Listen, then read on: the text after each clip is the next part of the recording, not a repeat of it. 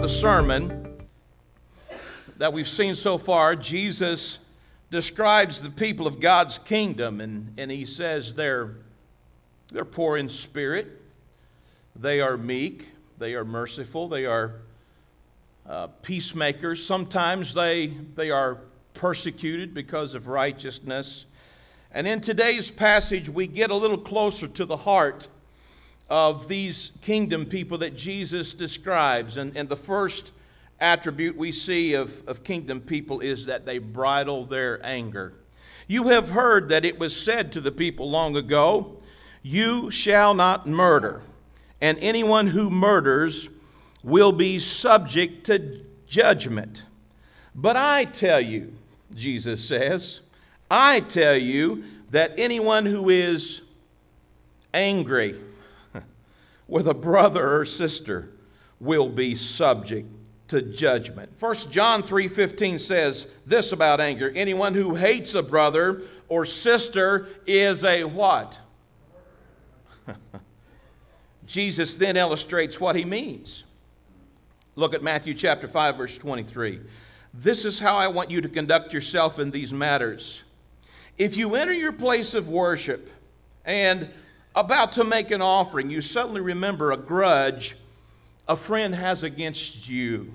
I'd like to talk about that. We don't have time. But he says, abandon your offering, leave immediately, and then do what? Go to this friend. Go to this friend and make things right. Or say you're on the street, Jesus says, and an old enemy accosts you. Don't lose a minute. Make the first move.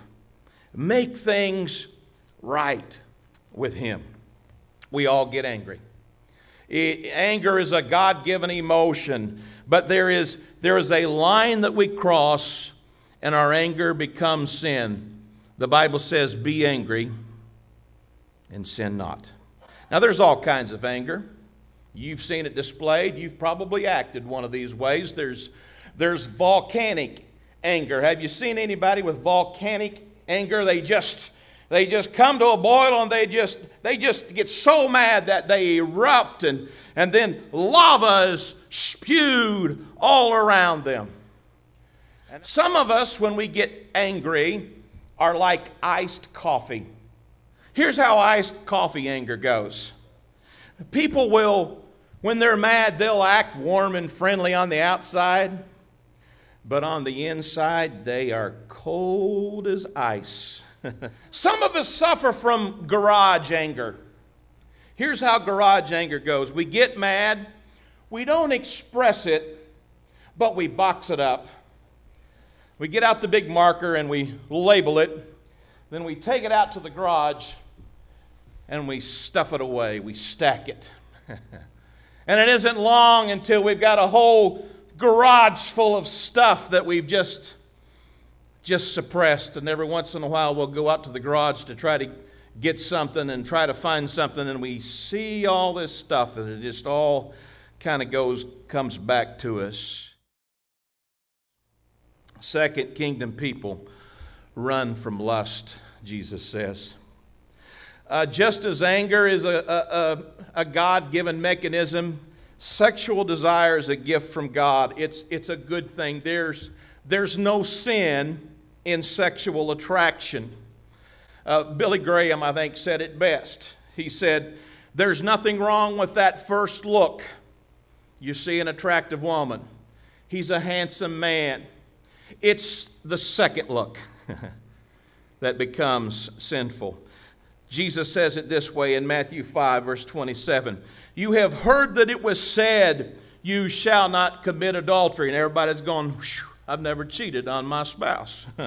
"But I tell you," Jesus says, "that anyone who looks at a woman lustfully has already committed adultery with her in his heart."